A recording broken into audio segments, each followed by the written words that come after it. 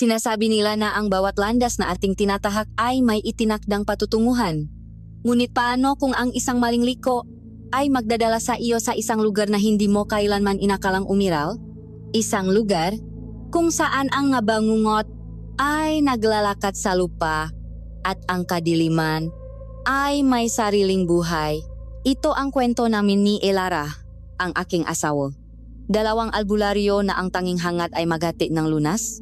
Ngunit sa aming paglalakbay, natuklasan namin ang isang sakit na mas malalim at mas madilim kaysa sa anumang karamdamang aming nakilala. Nasimula ang lahat sa isang maaraw na umaga habang tinataha namin ang masukal na kagubatan patungo sa bahay ni Lolo Carding, ang lolo ni Elara na may matinding karamdaman. Ang hangin ay sariwa at ang mga ibon ay masayang nakawitan, isang perpektong araw para sa isang mahabang paglalakbay. Marco, sigurado ka ba na ito ang tamang daan, mahal ko? Tanong ni Elara, habang pinupunasan ang pawis sa kanyang noo. Mukhang mas makapal ang napuno dito kaysa sa dati. Ngumiti ako ng may pakmamalaki. Huwag kang mag-alala, Elara ko. Kabisado ko ang bawat sulok ng gubat na ito. Isa itong shortcut. Makakarating tayo kina lolo bago pa man bumaba ang araw. Hinampas niya ako ng pabiro sa braso. Shortcut daw, baka naman mamaya ay nasa tiyan na tayo ang kung anong halimaw dahil sa mga shortcut mo.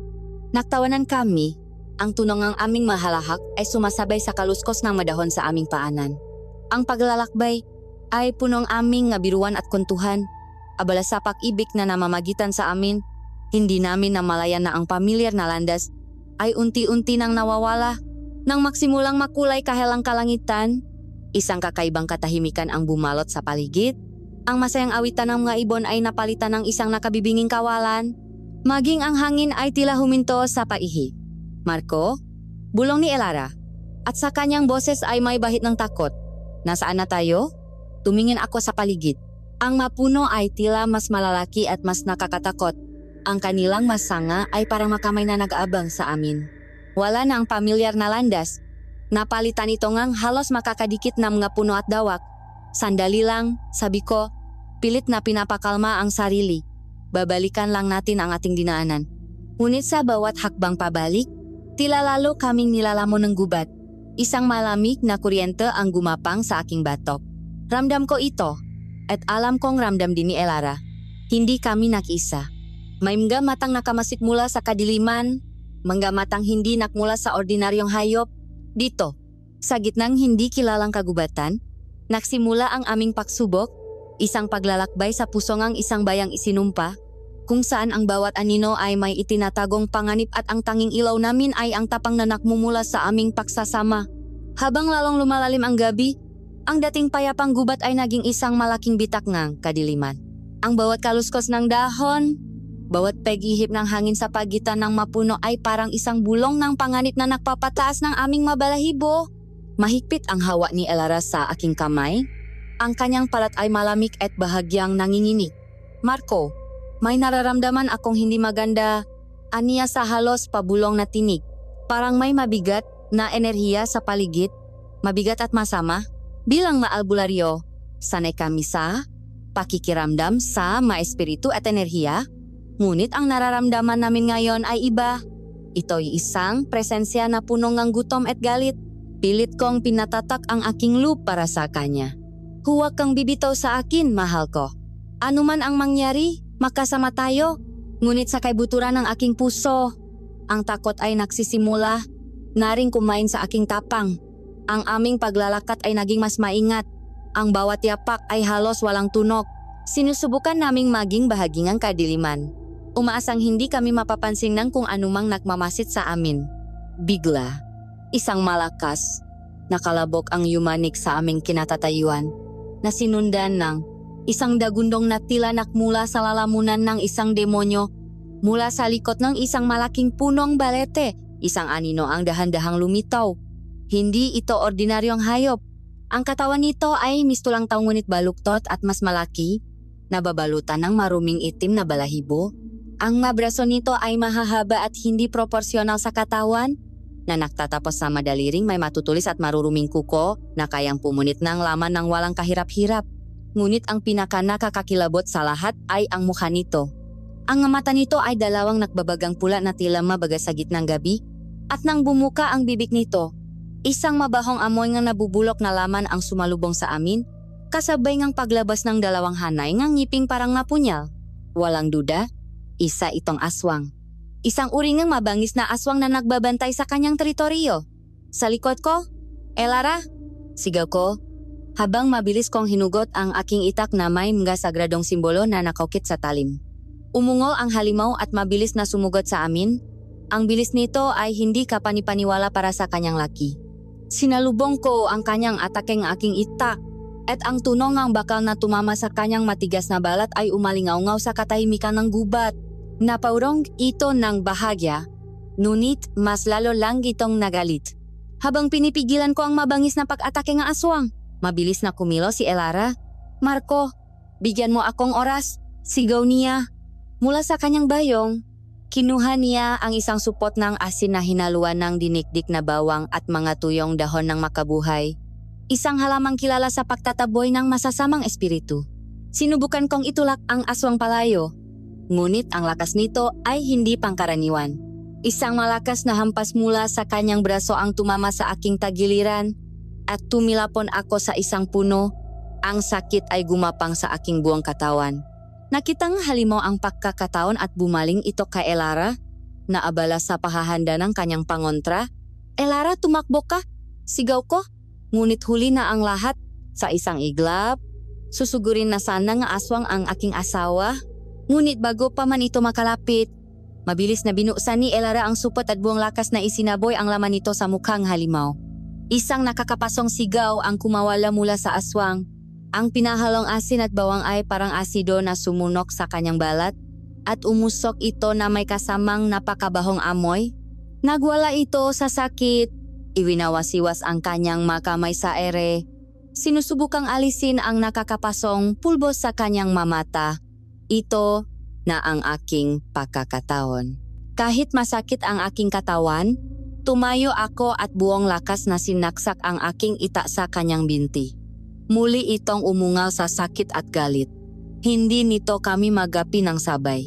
Sa huling sulyap na nag-aapoy na galit, tumalikod dito at mabilis na naglaw sa kadiliman na gubat, nagiwan na mapatak na may tim na dugo sa madahon. Hingal na hingal kaming napasandal sa isang puno. Ang adrenalin mula sa laban ay unti-unting nawawala, at napalitan ito ng matinding pagod at nanginginig na takot. "Ayos ka lang ba, Marco?" tanong ni Elara habang sinusuri ang aking tagiliran na may malaking pase. "Ayos lang ako. Ikaw ang mahalaga." Niyakap namin ang isa't isa. Ang init ng aming nga katawan ang tanging nagbibigay ng kapanatagan sa malamig na gabi. Ngayon, sigurado na kami. Ang lugar na ito ay hindi lang basta isang ordinaryong gubat na aming kinaligawan. Ito ang teritoryo ng mga aswang. Ang nilalang na iyon ay patunay na ang bawat kwento ng matatanda ay may katotohanan. Alam namin na hindi kami maaaring manatili roon.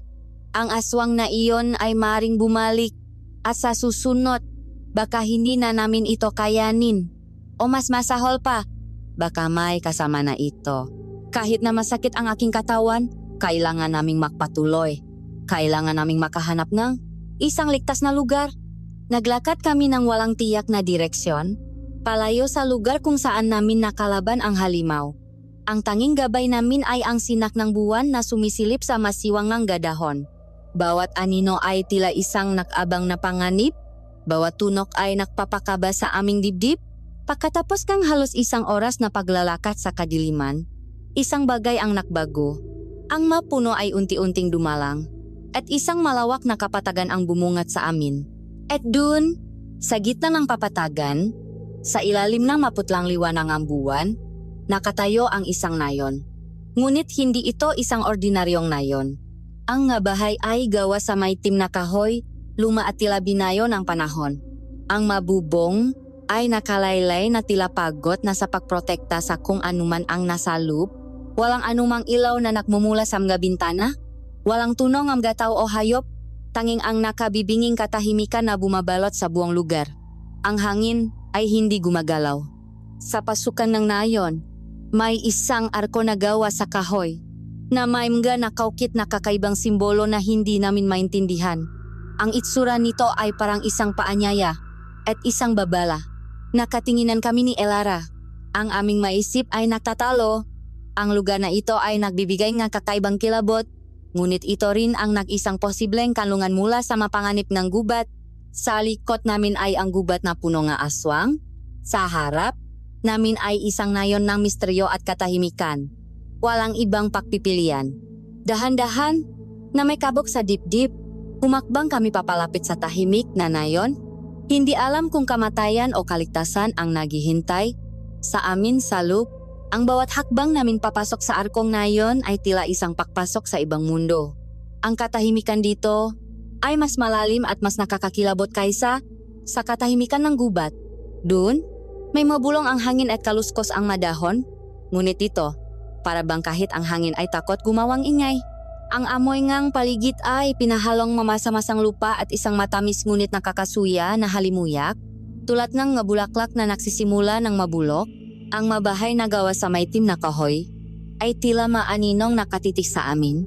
Ang kanilang mabintanang walang ilaw ay parang mamatang walang buhay na nagmamasid sa aming bawat galaw. Ramdam na ramdam ko ang titik ngang daan-daang mata mula sa kadiliman. Hindi ito isang abandonadong lugar. Ito ay isang nayon na nagtatago, naghihintay. Marco, manatili kang malapit, bulong ni Lara. Ang kanyang boses ay halos hindi marinig. Ang enerhiya dito parang nakasakal. Tumango ako. Ang aking kamay ay hindi bumibitaw sa puluhan ng aking ita na nakasuksok sa aking baywang. Handa ako sa anumang biglaang pag-atake. Ang aming pagod ay napalitan ng matinding pag-iingat. Sa bawat anino, inaasahan naming may susulpot na halimaw na katulad ng aming nakalaban kanina. O baka mas masahol pa? Nasa gitna na kami nga ngayon, napapaligiran ng tahimik na bahay. Nang biglang isang maliit na liwanag ang sumindi mula sa pinakamalaking bahay sa dulo ng daan. Dahan-dahan, bumukas ang pinto nito at isang mahinang kaluskos ang sumira sa katahimikan. Dalawang anino ang lumabas mula sa loob. Isang matandang lalaki na nakatungkot at isang matandang babae na may hawak na lamparang degas. Ang liwanag mula sa lampara ay nagbigay hugis sa kanilang mamukha. At sa aming pagkagulat, ang ito ay puno ng kabaitan at pag-alala. Ang matandang lalaki na may puting buhok at isang ngiting tila sanay ng magbigay ng kapanatagan ay dahan-dahang humakbang palapit. Ang matandang babae naman ay may mukhang isang tipikal na lola. Malumanay at puno ng pag-aruga. Mga iho, mga iha, nagsalita ang matandang lalaki. Ang kanyang boses ay mahinahon ngunit malakas sa gitna ng katahimikan. Ano ang ginagawa ninyo sa labas sa ganitong oras ng gabi? Napatpat yata kayo sa aming munting nayon. Lumapit din ang matandang babae at ang liwanag ng para ay tumama sa aming madamit na punong putik at sapasa sa aking tagiliran. Naku, Diyos ko! Bulalas niya. Mukhang galing kayo sa isang kapahamakan. Sugatan ang iyong asawa. Ineng, hali kayo? Pumasok muna kayo. Ang biglang pagpapakitang kabaitan ay mas lalong nagpatindik sa aking balahibo. Masyadong perpekto. Masyadong kalmado sa isang lugar na punong kasamaan. Humakbang ako sa harap ni Elara. Sino po kayo? At anong lugar po ito? Bakit po parang wala kaming ibang nakikitang tao? Sunod-sunod kong tanong. Ang aking boses ay matigas at puno ng pagdududa. Ngumiti lang ang matandang lalaki. Ako si Damian, at ito ang aking asawa, si Elena.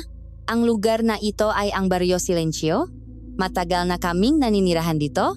Kami na lang halos na makaanak namin ang natitira. Ang paliwanag niya ay simple, ngunit hindi nito naalis ang bigat sa aking dibdib. Ngunit si Elara, na kanina pa pinipigilan ang pagod at takot, ay tila nakahanap ng kaunting pag-asa. Pasensya na po kayo sa aking asawa, Lolo Damian, sabi niya. Ang kanyang boses ay nanginginig dahil sa pagod. Kami po ay naligaw. Pauwi na po sana kami sa aking lolo nang kami ay malihis ng daan. Inatake po kami sa gubat. Ang pag-amin na iyon ay tila nakpalambot sa puso ni Lola Elena. Hay, ang nganilalangan naman sa gubat na iyon. Lalo silang bumabangis kapag bilok ang buwan. Aniya, na may lungkot sa kanyang nga mata. Hindi ligtas para sa inyo na manatili sa labas. Hali kayo, sa aming tahanan muna kayo magpalipas ng gabi. May mainit kaming sabaw at ligtas na silit para sa inyo. Sa umaga, kami na ang maghahatid sa inyo, pabalik sa tamang daan. Elara, hindi. Bulong ko sa kanya. Huwag tayong magtiwala. May mali dito. Ngunit nakita ko ang matinding pagod sa kanyang mata. Marco, pagod na ako. Pakiusap niya. At pagod ka na rin. Tingnan mo sila. Mukha naman silang mabuti. Mas gugustuhin ko nang subukan ang kanilang alok kaysa mamatay sa gubat na kinakain ng mga aswang. Alam kong tama siya. Wala kaming lakas para lumaban pa. At sa pagitan ng tiyak na panganib sa gubat at ng posibleng panganib sa loop ng bahay, ang huli ay tila mas may pag-asa. Sa isang mabigat na pahinga, tumango ako. Isang malawak na ngiti ang sumilay sa labi ni Lolo Damian. Mabuti kung ganun. Sumunod kayo sa amin. Habang sinusundan namin sila patungo sa malaking bahay, mas naging malinaw sa akin ang magalaw sa paligid. Isang bintana ang biglang naksara. Isang anino ang mabilis na pumasok sa isang madilim na eskinita. Isang kurtina ang bahagyang gumalaw at mabilis na bumalik sa dati. Totoo nga, ang buwang na yon ay nagmamasid sa amin. Ang kanilang katahimikan ay hindi dahil sa takot, kundi dahil sa isang utos. Sila ay nagmamasid sa aming pagpasok sa bitag. Nang makarating kami sa bahay, bumungad sa amin ang isang malawak na sala. Malinis at mayos ang lahat, ngunit ang mga sangkapan ay luma at gawa sa mabibigat at maitim na kahoy. Ang hangin sa loop ay siksik sa amoy ng insenso, pinatuyong nga halaman na nakasabit sa mabiga, at isang kakaibang amoy na hindi ko may paliwanag.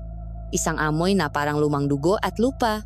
May makakaibang anting-anting at manggabangan na nakadisplay sa mga estante.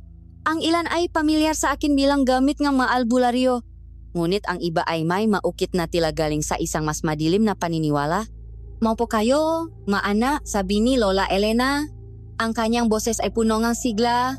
Itinuro niya sa amin ang dalawang silyang yari saratan. Ikukuha ko kayo ng mainit na tsaa para maipsan ang inyong pagod at nerbiyos. Hinawakan ko ng mahigpit ang kamay ni Elara habang kami ay naupo. Si Lolo Damian naman ay naupo sa isang silyang tumba-tumba sa harap namin. Ang kanyang nga mata ay hindi inaalis sa amin. Sinusuri ang bawat galaw, bawat reaksyon. Ang kanyang ngiti ay hindi pa rin nawawala. Ngunit ngayon, sa liwanag ng mailaw sa loob ng bahay, ang ngiting iyon ay hindi na mukhang mabait. Ito ay mukhang ngiting ng isang mga ngasong nasisiyahan dahil ang kanyang bida ay pumasok na sa kanyang kulungan. Narito kami, sa loob ng tahanan ng mga estranghero, sa gitna ng isang nayon ng gaanino, at ang tanging nararamdaman ko ay ang malamig na rehas ng isang bitak na dahan-dahang sumasara sa aming paligid. Ang tsaa na inabot ni Lola Elena ay may kakaibang amoy. Isang pinahalong pamilyar na luya at isang halimuya na hindi ko pa naamoy kailanman. Nag-alangan akong inumin ito, ngunit tumingin sa akin si Elara at bahagyang tumango. Sa isang tingin, alam ko na ang ibig niyang sabihin. Sinuri na niya ang enerhiya nito at kahit papaano, tila ligtas naman. Dahan-dahan kaming humigop. Ang init ng taa ay bahagyang nagpaalis ng lamig sa aming nga katawan. Ngunit hindi nito nagawang pawiin ang kaba sa aming nga dibdib. Huwag na kayong mahiya, mga anak. Kumain na muna tayo. Sabi ni Lola Elena pagkatapos ng ilang sandali ng katahimikan. Ang kanyang ngiti ay hindi natitinak. Kailangan ninyong palakasin ang inyong nga katawan pagkatapos ng inyong sinapit. Iginiya niya kami sa isang mahabang mesa na gawa sa nara. Sapat ang laki para sa 20 tao. Sa gitna ng mesa, may manakahay na pagkain. Isang malaking palayo ang nilaga na umusok pa, kanin na nakalagay sa dahon ng saging at sari-saring gulay. Ang itsura at amoy ng pagkain ay sapat na para gutumin ang sinumang naglalakbay. Ngunit para sa amin, ito ay tila isang handa para sa huling hapunan. Naupo kami at pinaksilbihan kami ni Lola Elena. Si Lolo Damian naman ay tahimik lang na nakaupo sa kabisera ng mesa. Ang kanyang mamata ay matamang nakamasid sa amin. Sinubukan kong kumain, ngunit ang bawat subo ay tila sinlaki ng bato na hirap kong lunukin. Si Elara ay halos hindi ginagalaw ang kanyang pagkain. Ang katahimikan ay muling bumalot sa amin na binabasak lamang ng tunong ng aming makutsara tinidor. Ang gubat ay mapanganib talaga kapag papalubok na ang araw. Biglang sabi ni Lolo Damian na bumasak sa katahimikan. Ang kanyang boses ay kalmado, ngunit ang bawat salita ay may bigat. Kanina, habang kami ay naghahanda ng hapunan, Nakarinig kami ng isang nakakakilabot na sigaw mula sa gawing kanluran. Sigaw ng isang sugatang tigbalang. Ngunit narito kayo ngayon. Ligtas at halos walang galos. Kakaiba ang ipinakita ninyong tapang at lakas para makaligtas. Nanlamig ako sa aking narinig. Hindi iyon tigbalang, kundi isang aswang. At paanong narinig nila ang sigaw na iyon ng ganon kalinaw mula sa layo ng lugar na ito? Ang aking pagdududa ay lalong lumalim. Ngumiti si Lola Elena. Natila nabasa ang aking iniisip. Ang kanyang tingin ay napunta sa bayong ni Elara na nakasabit sa likod ng kanyang upuan. At ang amoy na namumula sa inyong madala, patuloy niya. Amoy ngang pinatuyong maugat, dahon, at mangga panalangin. Ang inyong magkamay, kahit napagod, ay magkamay na sanay sa paghahalo at pagiling. Kayo ay mga albularyo, hindi ba? Hindi ito isang tanong, kundi isang pahayag. Ang kanilang mamata ay tila nakikita ang kaluluwa namin. Hindi ako sumagot. Hinawakan ko lang ng mas mahigpit ang kamay ni Elara sa ilalim ng mesa. Si Elara, sa kabilang banda, ay nagpakita ng kaunting katapangan. Tumingin siya ng diretso sa mata ni Lolo Damian. Kami po ay mamanggagamot na nais lamang makarating sa aming parurunan. Isang mahinang tawa ang kumawala kay Lolo Damian. Isang tawang hindi masaya, kundi punong isang lihim na kaalaman. Huwag kayong mag-alala, nga anak. Hindi namin kayo sasaktan. Ang inyong pagdating ay hindi isang pagkakamali. Marahil ito ay isang sagot sa aming nga panalangin. Huminga siya ng malalim at ang kanyang ngiti ay dahan-dahang nawala. Napalitan ng isang anyo ng kalungkutan. Kailangan namin ang inyong tulong, Ania. Alam namin kung ano ang kakayahan ninyo, tulad ng pakaalam namin sa kung ano kami. Ang nayon na ito, ang Baryo Silencio, ay ang huling kanlungan ng aming lahi. Kami ang nga tinatawag ninyong nga aswang. Ang pak-amin ay ibinato sa amin na parang isang malaking bato. Ang hangin ay tila naubos sa aking manggabaga. Ang aking kamay ay mabilis na napahawak sa aking itak. Si Elara ay napasinghap at napaurong sa kanyang upuan. Ang mag-asawang nasa harap namin, na kanina lang, ay may anyongang mamapag-arugang lolo at lola, ay biglang nakmistulang mahalimaw sa aming paningin. Ngunit bago pa man kami, makagawa ng anumang marahas na kilos, ang muka ni Lola Elena ay nabalot ng tunay na pihati. Pakiusap, pakinggan niyo muna kami. Sabi niya, at sa unang pagkakataon, may nakita akong ngaluhang namumuo sa kanyang nga mata. Alam ko ang iniisip ninyo, mahalimaw, makumakain ng tao. Ngunit hindi kami ganun. Matagal na kaming namumuhay ng payapa rito, malayo sa mundo ng matao. Ngunit ngayon, isang sumpa ang dumating sa aming lahi. Ikinuwento niya ang isang malagim na karamdaman na unti-unting pumapatay sa kanila. Nagsisimula raw ito sa panghihina na sinusundan ng pakabulok ng kanilang napakpak. Ang kanilang balat ay nakakaroon ng nasugat na hindi gumagaling hanggang sa sila ay mamatay sa matinding sakit. Ang aming nga anak, sabi niya, ang kanyang boses ay basag. Ang mabatang aswang, sila ang pinakaapektado. Wala kaming magawa kundi panoorin silang maghirap. Ang kwento niya ay puno ng sakit. Isang kwento na kayang pumukaw ng awa mula sa sinumang manggagamot. Ngunit ang takot sa aking puso ay nagsasabing isa itong patibong. Ang aming sariling mamanggagamot ay wala nang magawa. Dakdak ni Lolo Damian. Ang sakit na ito ay bago. Isang uring lason na hindi namin maintindihan. Kaya't nang makita namin kayo, mga albularyong nakmula sa lahingang tao, naisip namin, baka kayo na ang sagot. Tinitigan niya kami ng mataman at dito na nagsimula ang kanilang pagsubok.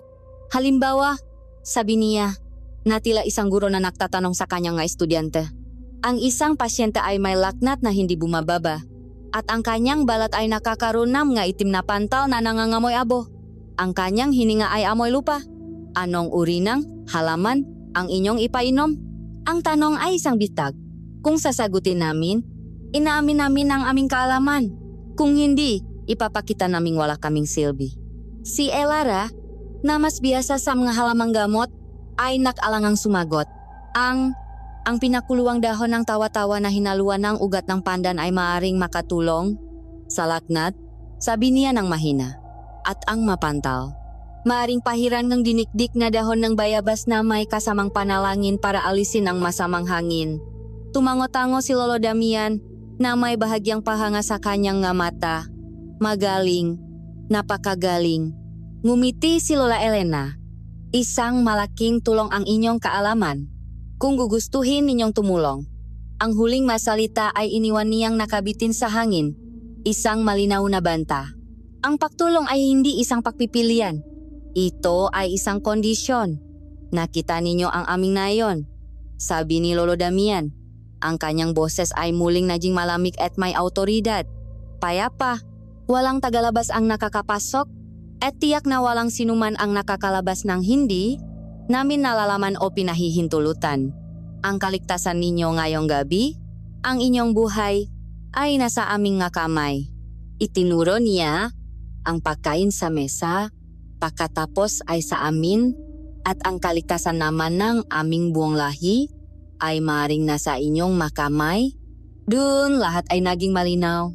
Hindi kami mabisita, kami ay mabihag. Ang kanilang alok na tulong ay isang manipis na tabing para sa isang ultimatum. Bibigyan namin kayo ng isang silid para makapagpahinga. Sabi ni Lolo Damian habang tumatayo. Mag-isip kayo. Pag-usapan ninyo. Sa umaga, nais naming marinig ang inyong desisyon. Ngunit alam naming wala naman talagang desisyon na dapat gawin. Ang pagpipilian lang ay ang sumunod o ang mamatay.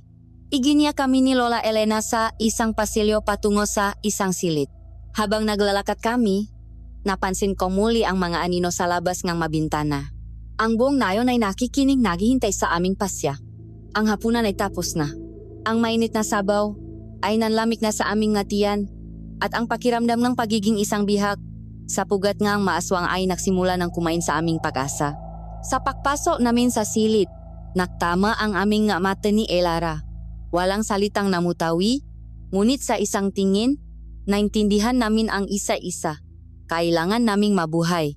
At para mabuhay, kailangan naming magpanggap na kakampingang gademonyo. Ang sina nga araw na tumago sa maliit na siwang bintana ay tila isang dayuhan sa madilim na silid. Hindi kami nakatulog ni Elara. Ang buong gabi ay ginugol namin sa pakbabantay at pakpaplano. Nakopo kami sa saik, makaharap. Ang aming maboses ay halos mabulong lamang. Kailangan nating magpanggap, Marco. Sabi ni Elara.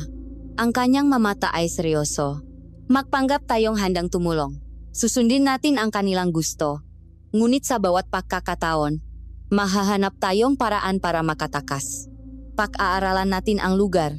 Ang kanilang nga kahinaan. Tumango ako. Tama ka. Hindi natin sila pwedeng labanan ng harapan. Masyado silang marami. Gagamitin natin ang ating isip. Ang plano ay simple ngunit mapanganib. Isang pagkakamali lang sa aming pag-arte at maaari itong maging katapusan namin. Alam naming bawat salita namin ay maring naririnig. Bawat kilos ay binabantayan. Ang bahay na ito, ang buong nayon na ito, ay isang malaking tainga na nakikinig sa aming bawat hininga. Nang kami ay maghahanda ng lumabas ng silid para harapin ang aming tadhana, isang malakas na sigawan ang pumunit sa katahimikan ng umaga. Ang maboses ay puno ng galit at takot, mabilis kaming sumilip sa bintana. Sa labas, sa harap ng malaking bahay, isang galit na pulutong ng mga taga-nayon ang nagtipon. Ang kanilang nga anyo ay tao. Ngunit ang kanilang nga mata ay may kakaibang kislap at ang kanilang nga kilos ay may bahit ng kabangisan. Hindi na sila nga aninong nagtatago. Ngayon, ang kanilang galit ay nakalantat para sa amin makita. Sa unahan ng pulutong nakatayo ang dalawang figura na tila nanguna sa lahat. Isang lalaking may malaking pangangatawan. Ang kanyang magabraso ay matipuno at ang kanyang muka ay tila laging nakasimangot. Ang kanyang presensya pa lang ay sumisigaw ng panganib. Sa tabi niya ay isang babae. Mas maliit ngunit ang kanyang tindig ay punong talas at talino. Ang kanyang mata ay matalim, sinusuri ang lahat na tila isang mandaragit. Sila ang personifikasyon ng galit at pagdududa. Maya-maya, lumabas sina Lolo Damian at Lola Elena mula sa pangunahing pinto. Sumunod kami sa kanilang likuran. Ang aming mapuso ay kumakabok ng malakas. Sa paglabas namin, lahat ng mamata ay napunta sa amin. Ang galit sa kanilang matingin ay parang masibat na tumutusok sa aming nga balat. Ang malaking lalaki ang unang sumiga. Ang kanyang boses ay isang dagundong. Damian, Ano ang ibig sabihin nito? Bakit may magadayuhan sa iyong pamamahay? Itinuro niya kami. Ang kanyang daliri ay nanginginig sa galit. Sila ang dahilan. Sila ang may dalang sumpa. Mula nang tumapa ang mga paa nila sa ating lupa, mas lalong lumuba ang sakit ng aking nakababatang kapatid. Baka sila mismo ang lason. Isang alingaungong paksang-ayon ang narinig mula sa pulutong. Ang babaeng katabi niya ay nagsalita. Ang kanyang boses ay mas mahinahon ngunit mas makamandak. Mataw sila, Damian. Hindi sila kauri, sabi niya. Ang kanyang mamata ay nakatitig sa amin na may pakasuklam. Paano tayo makakasiguro na hindi nila tayo niloloko? Na ang kanilang pagiging albularyo ay hindi isang pagkukunwari para pag-aralan ang ating kahinaan at ubusin tayong lahat? Itinaas ni Lolo Damian ang kanyang tungkod at sa isang kilos na iyon, ang sigawan ay humina at naging mabulungan na lang. Ang kanyang autoridad sa nayon ay hindi matatawaran. Katahimikan! Utos niya. Ang kanyang boses ay kalmado ngunit may bigat na nagpatigil sa lahat. Kailan pa naging lunas sa sakit ang paghahasik ng galit, Rico? Tumingin siya sa malaking lalaki. At kailan pa naging karunungan ang pagpapadala sa takot, Isabel? Bumaling naman siya sa babae. Ang pagdududa ninyo ay natural. Ngunit hindi ito ang panahon para magturuan ng sisi. Si Lola Elena naman ang lumapit sa amin at marahan siyang nagsalita na sapat para marinig ang lahat. Ang dalawang ito ay hindi dumating dito para manakit. Sila ay mamagagamot tulad ng ating maninuno. Ang kanilang pagdating ay hindi isang sumpa, kundi maaring isang biyaya. Sila ang maaring maging ating pag-asa. Ngunit si Rico ay hindi basta-basta nagpatinag. Pag-asa o isang mas mabilis na kamatayan. Hindi ako papayak na ang aking pamilya ay maging kasangkapan sa eksperimento ng mataong ito. Dito na nakita ni Lolo Damian ang kanyang pagkakataon. Tumingin siya sa buong pulutong pagkatapos ay sa amin. Ginawa niyang isang entablado ang harap ng kanyang bahay at kami ang pangunahing tauhan sa kanyang dula. Kung gayon, aniya, ang kanyang boses ay umaling-aungaw sa buong nayon. Isang kasunduan ang aking gagawin sa harap ninyong lahat. Nakaroon ng katahimikan. Lahat ay nag-abang. Ang mag-asawang ito, ipinahayag niya, ay mananatili rito sa Baryo Silencio. Sa ilalim ng aking pangangalaga, gagamitin nila ang kanilang kaalaman at ang kanilang ngadalang gamot upang lunasan ang ating nga may sakit. Humarap siya sa amin. Ang kanyang nga mata ay nagsasabing wala kaming pagpipilian. Bilang kapalit ng inyong tulong, ako at ang buong baryo ay titiyak sa inyong kaligtasan. Walang sinuman ang mananakit sa inyo habang kayo ay nasa aking pamamahay. Tumingin siya, pabalik kay Rico at Isabel, at para patunayan ang kanilang katapatan, bibigyan natin sila ng pagsubok. Kapag nagamot na nila, ang 10 sa ating magkababayan na may pinakamalubang karamdaman, kapag nakita na natin ang bunga ng kanilang panggagamot, ako mismo ang maghahatid sa kanila palabas ng kagubatang ito, ligtas at walang kulang. Ang alok ay matalino at mapanganib. Ibinigay nito sa mataganayon ang isang bagay na pag-asa habang ginagawa kaming nga bilanggo na may taning. Ang aming kalayaan ay nakasalalay sa buhay ng 10 aswang. Ang pulutong ay nagsimulang magbulungan. Ang ilan ay tila sumang-ayon. Ang iba ay nakaalangan pa rin. Si Rico at Isabel ay nakatinginan. Hindi nila masasalungat ng harapan ng desisyon ni Damian, ngunit ang apoy sa kanilang mamata ay hindi nawala. Kung gayon, makmamasit kami, sabi ni Isabel. Sapat na lakas para marinig namin. Bawat galaw nila, bawat gamot na kanilang ihahalo. At sa unang senyales ng pagtataksil, hindi na niya kailangang tapusin ang kanyang sinasabi. Ang banta ay malinaw. Lahat ng mata ay bumalik sa amin. Naghihintay ng aming sagot. Ang pagtanggi ay katumbas ng kamatayan sa kamay ng galit na pulutong. Ang paggu ay pagpasok sa isang kontrata sa mademonyo. Tumingin ako kay Elara. Nakita ko ang takot sa kanyang mata, ngunit nakita ko rin ang isang determinasyon. Marahan siyang tumango. Huminga ako ng malalim, pilit na pinapakalma ang aking nanginginig na makamay, at humarap sa kanila. Tinatanggap namin, sabi ko, ang aking boses ay mas matatak kaysa sa aking inasahan. Tinatanggap namin ang kasunduan. Tutulong kami sa abot ng aming makakaya. Isang kolektibong pahinga ang narinig mula sa pulutong. Natila isang alon ng tensyon na bahagyang humupa. Dahan-dahan, ang mata ganayon ay nagsimulang mag-alisan, pabalik sa kanilang mamadilim na tahanan. Ngunit ang kanilang pag-alis ay hindi nag-iwan ng kapayapaan, kundi ng isang nagbabantang pangako. Si Rico at Isabel ang huling umalis. Bago sila tumalikot, binigyan nila kaming isang huling tingin na puno ng pagbabanta, isang tingin na nanganakong babantayan nila ang bawat aming pagkakamali. Nang kami na lang ang natira kasama ang mag-asawang matanda, ngumiti si Lolo Damian. Isang matalinong desisyon, mga anak, aniya. Ngunit sa likod ng kanyang ngiti, nakita ko ang kasiyahan ng isang manlalaro na matagumpay na naisagawa ang kanyang unang hakbang. Ang kasunduan ay naisara na. Kami na ngayon ang nga opisyal na manggagamot ng Barrio Silencio. Mabihak na ang tanging susi sa kalayaan ay ang paglunas sa sakit na sila mismo ay hindi maintindihan. Dinala kami ni na Lolo Damian sa isang maliit na kubo malapit sa kanilang bahay. Ito ang magiging inyong klinika, sabi niya.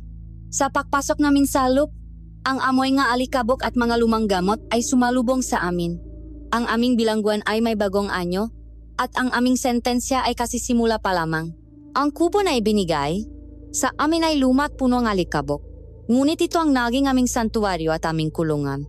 Ang unang araw ay ginugol namin sa paglilinis. Inalis namin ang masapot ng gagamba, winisikan ng pinahalong tubig at asin ang bawat sulok para itaboy ang masasamang espiritu, at inayos ang aming ngadalang gamit sa isang lumang mesa, ang aming masupot ng pinatuyong halaman, mabotang langis, at mga anting-anting ay tila masundalong inihanda para sa isang digmaan. Habang nagayos kami, dumating si Lola Elena na may dalang malinis na mga mangkok at tela. Para mas madali ang inyong trabaho, aniya, ang kanyang ngiti, ay kasing tamis pa rin ng dati. Ngunit alam namin na ang kanyang pagtulong ay may kasamang pagbabantay. Sinusuri niya kung paano namin inaayos ang aming nga gamit, tinitingnan ang bawat bote at halaman na aming inilalabas. Nagpasalamat si Elara ng may pilit na ngiti. At sa pag-alis ni Lola Elena, nakatinginan kami. Ang laban ay nagsimula na. Kinabukasan, dumating ang aming nga unang pasyente. Hindi sila dumating ng kusa. Sila ay halos kinalatkat ng ibang maaswang. Ang kanilang mamuka ay punong takot at pakasuklam sa amin. Ang una ay isang binatang aswang na may anyong tao. Ngunit sa kanyang likod ay may dalawang pakpak na gawa sa balat, katulad ng sa isang paniki. Ang isa sa mga pakpak nito ay halos na agnas na. Ang balat ay itim at nanlalakit, at ang amoy nito ay nakakahilo. Ang kanyang mamata ay nanlilisik sa galit habang pilit siyang pinaupo sa isang bangko. Huwag ninyo akong hahawakan, mataw, sigaw niya. Sinusubukang pumiglas, ngunit ang kanyang katawan ay mahina na. Lumapit si Marco at mahinahon ngunit may diin siyang hinawakan sa balikat. Hindi ka namin sasaktan, sabi ni Marco. Ang kanyang boses ay matatak. Nandito kami para tumulong. Lumapit si Elara, ang kanyang muka ay kalmado. Sinuri niya ang sugat ng hindi ito direktang hinahawakan. Ito ay isang uring ng mabulok na sumpa, sabi niya sa akin. Ang laman ay namamatay. Kailangan nating alisin ang impeksyon at buhayin muli ang daloy ng enerhiya. Mabilis siyang kumilos. Kumuha siya ng dahon ng Acapulco. Dinikdik ito kasama ng kaunting luya at bawang at hinaluan ng langis ng niyok na aming binasbasan. Habang ginagawa niya ito, bumubulong siya nga maorasyon. Masinaunang salita na nakpapatawa ngang tulong mula sa mabubuting espiritu. Ang binatang aswang ay napatingin sa kanya ng may pagtataka at takot. Anong ginagawa mo? Tanong niya. Isang ritual ba iyan ng mamang kukulam? Hindi sumagot si Elara. Nang may handa na ang gamot, dahan-dahan niyang ipinahit ito sa nabubulok na pakpak. Napasigaw sa sakit ang aswang, ngunit hindi siya iniwan ni Marco. Tandaan mo ang kasunduan, sabi ni Marco sa kanya. Ang inyong pinuno ang nautos nito. Pagkatapos ipahit ang gamot, binalutan ito ni Elara ng malinis na tela. Bumalik ka bukas, sabi niya. Kailangan itong linisin araw-araw. Tumayo ang aswang at umalis ng walang pasasalamat. Ngunit may bakas ng pakalito sa kanyang muka. Sa buong panahong iyon, sa labas ng pintuan ng kubo, nakatayo sina Rico at Isabel. Si Rico, na nakakrus ang mga braso sa kanyang dibdib, ay hindi naalis ang kanyang masamang tingin kay Marco. Ang kanyang presensya ay isang pisikal na banta, isang paalala na anumang oras, ay maaari niya kaming durugin. Si Isabel naman ay nakatutok kay Elara. Bawat galaw, bawat bulong, bawat halamang hinahawakan ng aking asawa ay kanyang sinusuri. Isang palabas narinig kong bulong niya kay Rico. Ginagamitan niya tayo ng masalitang hindi natin maintindihan para isipin nating magaling siya. Baka lalo lang niyang pinalalala ang sumpa. Ang kanilang pagbabantay ay mas nakakapagod pa kaysa sa panggagamot mismo. Ito ay isang girang psikolohikal. At bawat araw ay isang pagsubok sa aming katatagan. Ang sumunod na pasyente ay mas nakpabigat sa aming nga puso. Isang ina na may kargang maliit na batang babae. Ang balat ng bata ay may maitim na pantal, katulad ng inilarawan ni Lolo Damian. Mataas ang kanyang laknat at hirap na siyang huminga. Ang ina ay nakatingin sa amin na may pinagalong desperasyon at galit. Para sa kanya, kami ang huling pag-asa at kami rin ang posibleng pumatay sa kanyang anak. Dito, ibang paraan ang ginamit ni Elara. Kumuha siya ng dahon ng tawa-tawa at pinakuluan ito para gawing saa. Habang hinihintay itong lumamig, nagsagawa siya ng isang ritual ng pagtataboy. Ginamit niya ang usok mula sa sinunok na dahon ng sambong para paalisin ang masamang hangin sa katawan ng bata. Ang kanyang mga kilos ay malumanay, at ang kanyang mabulong ay hindi na orasyon, kundi isang awit, isang oyayin na tila nakpapatahimik sa naghihirap na kaluluwang bata. Dahan-dahan niyang ipinainom ang saa sa bata. Ang ina ay tahimik lang na umiyak sa isang sulok, habang sa labas, si Rico at Isabel ay patuloy sa kanilang pagmamasid. Lumipas ang nga araw. Ang aming kubo ay naging isang abalang lugar ng paghihirap at pag-asa. Araw-araw, may mga bagong pasyente.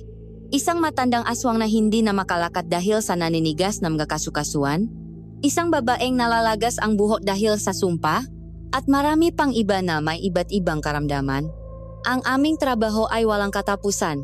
Sa gabi, babagsak na lang kami sa pagod. Ngunit ang aming maisip ay patuloy na gumagana. Nag-isip ng malunas at ng paraan para makatakas. Sa gitna ng lahat ng ito, nagsimulang may mangyari. Isang hapon bumalik ang binatang aswang na may sakit sa pakpak. Nang alisin ni Elara ang benda, nakita naming humupa ang pamamaga at ang itim na kulay na balat ay bahagyang namula. Isang senyales na bumabalik ang dugo at buhay sa bahaging iyon. Napatingin siya sa kanyang pakpak pagkatapos ay kay Elara. Walang salitang lumabas sa kanyang bibig. Ngunit bago siya umalis, bahagya siyang tumango. Isang malit na kilos. Ngunit para sa amin, ito ay isang malaking tagumpay. Isang gabi, habang isinasara na namin ang kubo, may nakita kaming isang bagay sa aming pintuan. Isang malit na basket na may lamang nakakaibang prutas mula sa gubat. Tumingin kami sa paligid at sa dikalayuan. Nakita namin ang inang ang batang may laknat. Nakatayo siya sa ilalim ng isang puno. At nang makita niyang nakita namin siya, mabilis siyang tumango at naglaho sa dilim. Ito ang kanyang paraan ng pasasalamat. Ang unang butil ng tiwala ay itinanim na. Ngunit ang bawat butil ng tiwala na aming itinatanim ay binabantayan ng anino ng pagdududa. Si Rico at Isabel ay hindi natinak. Sa katunayan, habang nakikita nilang may gumagaling, tila mas lalo silang nagiging mapanuri at mapanganib.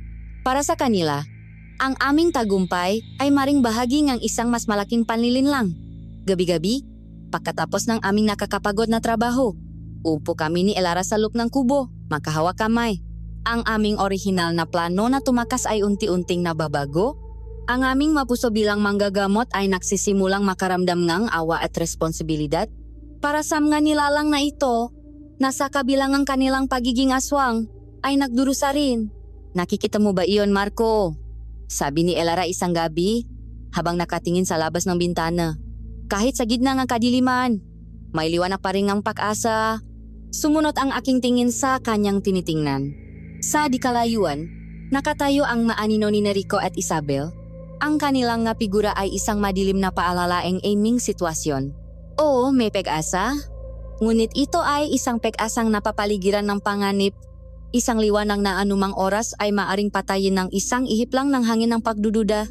Ilang linggo na ang lumipas mula nang kami ay maging mabihag na manggagamot ng Barrio Silencio.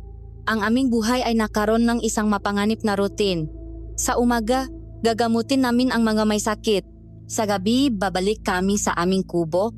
pagod at laging nagbabantay. Ngunit sa kabilang ng takot, may isang bagay na nagsimulang umusbong. Isang bagay na hindi namin inaasahan. Pag-asa. Marami sa aming mga pasyente ang unti-unti nang gumagaling. Ang matandang hirap ng maglakad ay nagsisimula ng makatayo ng walang tulong. Ang babaeng nalalagas ang buhok ay may manggabago ng tubo. At ang binatang aswang na may nabubulok na pakpak na nangangalang Tasyo ay ang aming pinakamalaking tagumpay. Isang hapon, pumasok si Tasyo sa aming kubo para sa kanyang huling pagsusuri. Ang nabubulok na bahaging ang kanyang pakpak ay tuluyan ng gumaling, napalitan ng bagong balat na kulay rosas.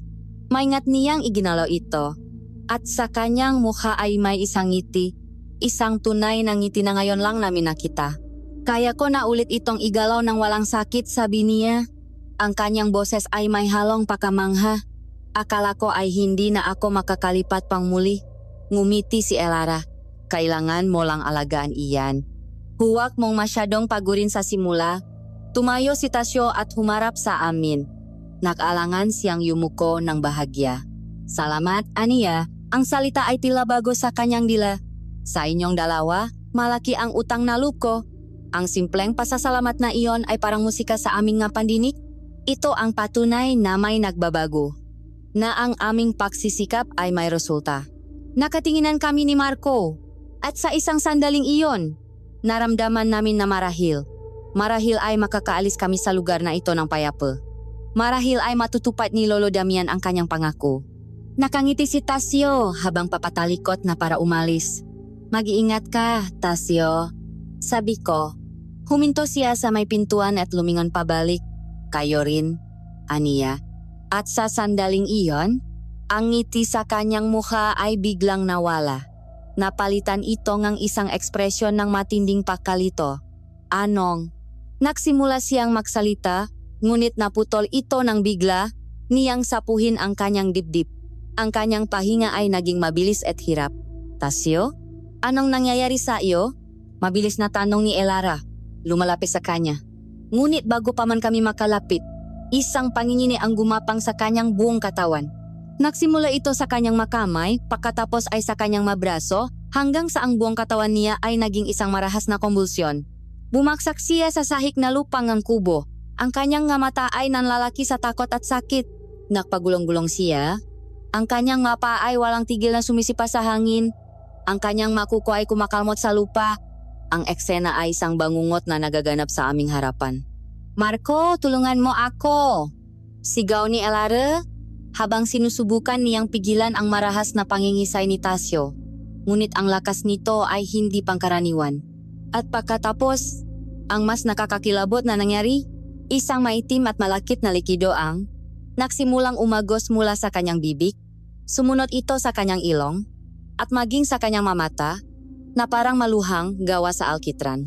Ang kanyang nga sigaw ay hindi na sigaw isang nilalang, kundi isang garalgal na tunong paghihirap na tila ang kanyang lalamunan ay pinupunit mula sa lup, ang amoy nga nasusuno na laman ay pumuno sa hangin.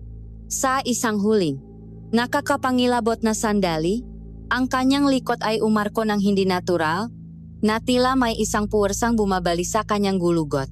At pagkatapos, sa isang malakas ng pagbuga nga may itim na likido, siya ay huminto. Ang kanyang katawan ay nanigas, ang kanyang mata ay dilat na dilat, nakatitik sa kawalan, isang permanenteng maskara nga matinding takot at sakit ang nakaukit sa kanyang mukha. Patay na siya. Nakatayo lang kami roon, tulala. Ang aming nga isip ay hindi kayang iproseso ang biglaan at marahas na pangyayaring iyon. Ang garagal na sigaw ni Tasyo ay naging isang senyales. Sa isang iglap, ang pintuan ng aming kubo ay napaligiran na. Ang unang dumating, na parang mabuitreng nag-abang sa kamatayan, ay si Rico at Isabel. Ang kanilang mamukha ay hindi nakpakita ng pagkagulat, kundi ngang isang madilim na kasiyahan. Isang uring ang sinabi ko na sa inyo na galit, traidor. Ang unang salitang lumabas sa bibig ni Rico. Isang dagundong na yumanik sa buong kubo. Nakita niya ang katawan ni Tasyo sa sahig, at ang kanyang mamata ay naapoy sa galit. Mamamatay tao. Nilason ninyo siya.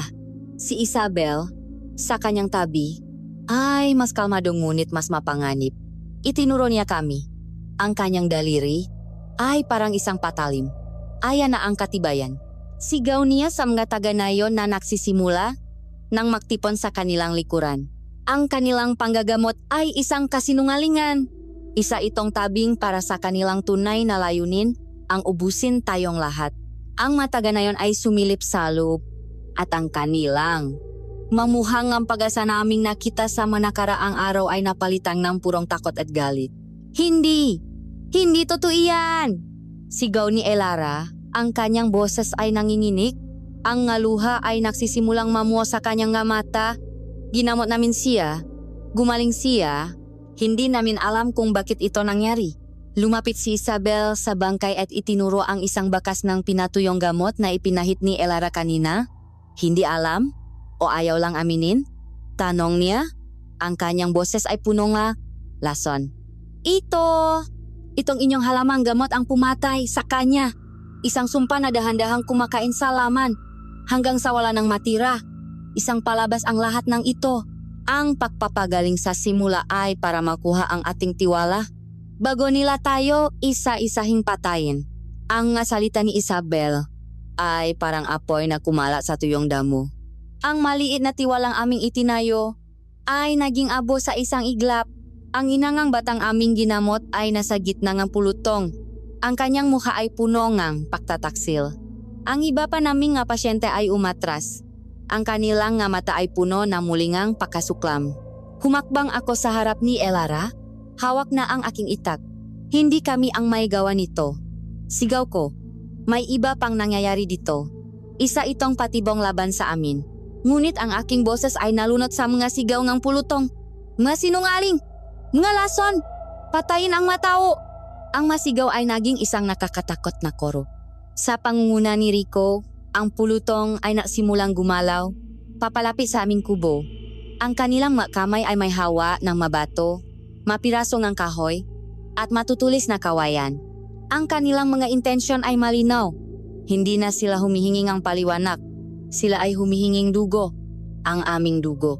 Kami ay nakulong sa loob ng malit na kubo, napapaligiran ng isang dagat ng nga aswang na uhaw sa paghihiganti. Ang pinto ay nagsimulang yumanik sa lakas ng kanilang nasuntok at sipa. Ang aming munting pag-asa ay naging isang tiyak na kamatayan. Ang tunog ng bumibigay na kahoy ay parang nga butong binabali. Ang pinto ng aming kubo ay unti-unti nang sumusuko sa walang tigil na panununtok at paninipang galit na pulutong. Sa masiwang na naliliha, nakikita namin ang mamuha nilang punong galit. Ang kanilang mamata ay nag-alap sa pagnanasang pumatay. Napasandal kami ni Elara sa pinakamalayong sulok ng kubo. Ang aming malikot ay nakadikit sa malamig na dingding. Hawak ko ng mahigpit ang aking itak, habang si Elara ay may hawak na maliit na kutsilyo at isang supot ng pinulbos na sili at abo. Ito na marahil ang aming huling laban. Walang daan para makatakas. Sa isang huling malakas na kalabok, ang pinto ay tuluyang bumigay at ang unang hanay nga aswang sa pangunguna ni Rico ay nagsimula ng pumasok. Ngunit bago pa man sila makahakbang palapit sa amin, isang boses na punong kapangyarihan ang dumagundong mula sa kanilang likuran. Isang boses na nagpatigil sa lahat. Tigil! Ang utos ay nagmula kay Lolo Damian. Nakatayo siya sa likod ng pulutong, kasama si Lola Elena. Ang kanyang mukha ay isang maskara nga matinding pagkadismaya. Sa pamamagitan ng kanyang autoridad, madali niyang naitulak ang maaswang na nakaharang sa kanyang daan hanggang sa makarating siya sa harap. Ano itong kabaliwan na ito? Tanong niya. Ang kanyang boses ay nanginginig sa tila pinipigil ang galit. Ito ba ang hustisya? Ang pumatay ng walang paglilitis? Hahayaan ba nating ang bulak na galit ang magari sa ating naghihirap na nayon? Ang masalita niya ay tumama sa kanila. Ang pulutong ay nakatubili. Ang kanilang uhaw sa dugo ay pansamantalang napigilan ng kanilang paggalang at takot sa kanilang pinuno. Mabilis namang kumilos si Lola Elena. Lumapit siya sa amin. Ang kanyang nga mata ay puno nga luha. Mga anak, patawarin ninyo sila, aniya. Ang kanyang boses ay basak. Sila'y nadadala lamang ang kanilang pihati sa pagkawalan ni Tasio. Hindi nila alam ang kanilang ginagawa. Ang kanyang pag-arte ay perpekto. Isang nag-aalalang ina na sumusubok na protektahan ang lahat. Humarap si Lolo Damian sa pulutong. Umuwi kayo sa inyong matahanan, utos niya. Sa pagsikat ngang araw bukas, makakaroon ngang isang pag-usap. Isang patas na pag-imbestiga. Malalaman natin ang katotohanan. Ngunit hindi sa ganitong paraan. Hindi sa paraan ng nga barbaro. Habang ang atensyon ng lahat ay nasa kanya, si Lola Elena ay pasimpleng sumanya sa amin. Ikinumpas niya ang kanyang ulo patungo sa likuran ng kubo. Hindi na sila makikinis sa katuwiran. Bulong niya ng mabilis. Ang galit ni Rico ay parang apoy na hindi na mapapatay. Kailangan ninyong umalis. Ngayon na. Mabilis niya kaming iginya sa likod ng kubo. Doon, sa ilalim ng isang lumang banig, may isang maluwag na tabla sa sahig. Itinaas niya ito at isang madilim na butas ang bumungat sa amin. Amoy lupa at nabubulok na kahoy. Isang lagusan. Dalian ninyo, sabi niya. Dadalhin kayo nito palabas ning nayon. Bago pa man kami makababa, si Lolo Damian ay nasa likod na namin. Iniabot niya sa akin ang isang supot ng kamote at isang lalagyan ng tubig para sa inyong paglalakbay, aniya. Pagkatapos, ang kanyang boses ay bumaba sa isang seryosong bulong. Makinig kayong mabuti. Ang lagusan ay magtatapos sa gilid ng gubat. Ngunit huwag kayong maging kampante. Dahil sa kanilang galit at pagdududa, naglagay ng mga patibong si Rico sa manadanan sa gubat. Inilarawan niya ang ngabitag, mahukay na may tulos, malubit na kapag natapakan ay biglang hihila pataas, mabalatik. Huwag kayong dadaan sa mapamilyar na landas. Manatili kayo sa pagitangam nga puno. Gamitin ninyo ang inyong kaalaman bilang matagagubat. Ito na lang ang tanging pak-asa ninyo. Ang kanyang babala ay tila isang tunay na pag-aalala.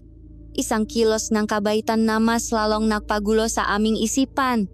Ngunit ang masigaw mula sa labas ay nagsisimula na namang lumakas. Wala kaming panahon para maisip. Salamat po, ang tanging nasabi ni Elara bago kami mabilis na bumaba sa madilim na lagusan. Ang pagbaba ay nakakatakot. Madulas at masikip ang daan. Ang tanging liwanag namin ay ang kaunting sinang buwan mula sa butas sa itaas, na maya-maya lang ay isinara na ni Lola Elena. Ang kadiliman ay naging ganap. Gumapang kami. Ang aming makamay at tuhod ay sumasayat sa mamasamasang lupa. Ang amoy ay nakakasuka at naririnig namin ang madaga na nagtatakbuhan sa paligid. Sa itaas, ang masigaw ng pulutong ay naging mahina na lamang, ngunit sapat pa rin para ipaalala sa amin ang panganib na aming tinatakasan. Bawat metro na aming nararating ay isang metro palayo sa tiyak na kamatayan. Pagkatapos ng tila walang katapusang pagapang, nakakita kami ng kaunting liwanag sa dulo. Nang kami ay makalabas, bumungat sa amin ang gubat sa gabi. Ang hangin ay malamig at ang liwa ng buwan ay nagbibigay. Manakakatakot na anino sa gapuno. Malaya kami mula sa nayon, ngunit ang pakiramdam ng kalayan ay hindi naktagal. Habang kami ay naghahanda ng tumakbo, isang tunok ang umalingaw mula sa nayon sa aming likuran. Hindi ito sigaw ng tao. Ito ay isang sabay-sabay na alulong, isang nakakakilabot na tunog na maaswang na handa ng mga aso. Nalaman na nilang nakatakas kami. At ngayon, ang buwang nayon ay hinahabol na kami. Dalian mo, Marco. Sigaw ni Elara. Tumakbo kami, hindi sa landas, kundi sa pagitan ng mga puno, tulad ng ipinayo ni Lolo Damian. Ang aming pagtakbo ay puno ang panganib. Bawat hakbang ay maingat. Ang aming nga mata ay laging nasa lupa, naghahanap ng anumang sinyalas ng patibong. Ang nga tawag at alulong ng mga aswang ay papalapit ng papalapit. Naririnig namin ang pagbali ng masanga, ang mabilis na pagtakbo ng mapaasa matuyong dahon. Sila ay mas mabilis, masanay sa gubat na ito. Kami ay isang bihak na sinusubukang tumakas sa sarili nilang teritoryo. Marcos, sandali. Biglang hila sa akin ni Elara. Huminto ako ng biglaan. Itinuro niya ang lupas sa aming harapan. Isang manipis na baging ang halos hindi makita na nakaharang sa aming daraanan. Isang bitak. Kung natapakan namin iyon, tiyak na may mga matutulis na kahoy ang babaksak mula sa itaas. Dahan-dahan kaming umatras at yumikot. Ang babala ni Lolo Damian ay toto. Ang buong gubat ay isang malaking patibong. Ang pagtakbo namin ay bumagal. Napalitan ng isang mabilis ngunit maingat na paglakat. Ngunit ang mahumahabol sa amin ay hindi bumabagal. Ang kanilang maalulong ay mas malapit na ngayon. Sapat na para marinig namin ang galit sa bawat isa. Pagod na kami. Ang aming mabinti ay nangangalay na. at ang aming pahinga ay mabigat. Sa dikalayuan, nakakita kami ngang isang maliit na kuweba na natatakpan ng ngabaging. Isang posibleng lugar para magtago, kahit pansamantala. Mabilis kaming pumasok at nagtago sa pinakamadilim na sulok. Ang aming nakatawan ay nanginginig sa pagod at takot. Pinigilan namin ang aming pahinga, nakikinig. Sa labas, ang ngatunok ay huminto. Ang katahimikan ay bumalik, ngunit mas nakakatakot ito kaysa sa masigaw kanina. Ito ang katahimikan ng isang mangangasong alam na malapit na ang kanyang biktima.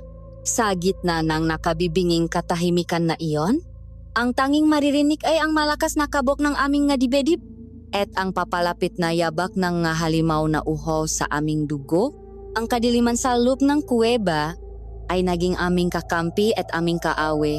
Itinatago kami nito mula sa mahumahabol sa amin, ngunit pinalalakas din nito ang aming takot. Ang bawat patak ng tubig mula sa itaas, bawat pagaspas ngang mapakpak ng paniki ay nagpapatindik sa aming mabalahibo. Sa labas, ang maalulong ay napalitan ng maorganisadong tawak. Ang pangangaso ay naging isang sistematikong paghahanap. Alam naming ilang sandali na lang ay matatakbuhan na nila kami. Niyakap ako ni Elara mula sa likuran. Ang kanyang katawan ay nanginginig. Marco, kung ito na ang katapusan, bulong niya. Gusto kong malaman mo na wala akong pinagsisisihan. Humarap ako sa kanya at hinawakan ang kanyang mukha. Hindi pa ito ang katapusan.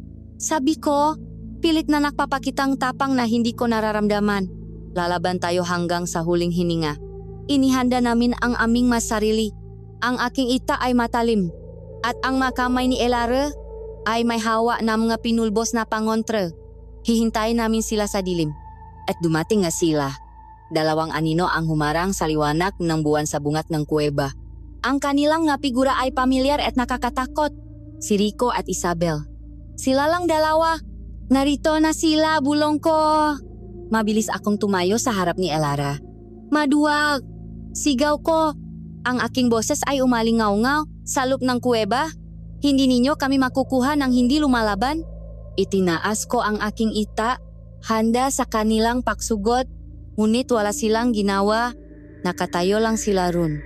At sa aming pakagulat, itinaas ni Rico ang kanyang dalawang kamay, isang senyales ng paksuko. Sandali, sabi niya, at ang kanyang boses ay hindi na isang dagundong ng galit. Ito ay mababa, pagod, at punong ang pakiusap.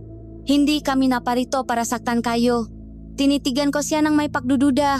Sinungaling, nakita ko ang galit sa iyong nga mata.